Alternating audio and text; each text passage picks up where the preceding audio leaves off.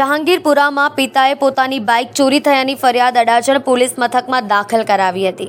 આ બાઇક જ્યારે પોલીસને મળી ત્યારે પોલીસ પણ ચોંકી ગઈ હતી, કેમ કે આ બાઇક ચોરી કરીને તેને મોતચોક માટે પુત્રએ જ પિતાને અંધારામાં રાખીને વેચી મારી હતી।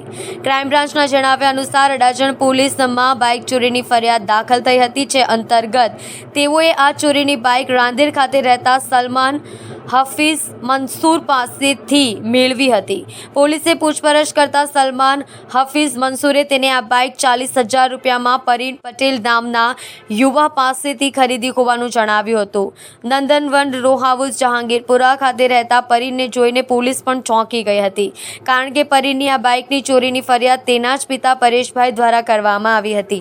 બાદમાં પરીને પોતે મોતચોક માટે આ બાઇક ચોરી કરી હોવાનું જણાવ્યું હતું। પિતાએ કરેલી ફરિયાદ બાદ તપાસ કરતા ક્રાઇમ બ્રાન્ચને ચોર પુત્ર જ નીકળતા તેની ધરપકડ કરીને વધુ પૂછપરછ હાથ ધરી।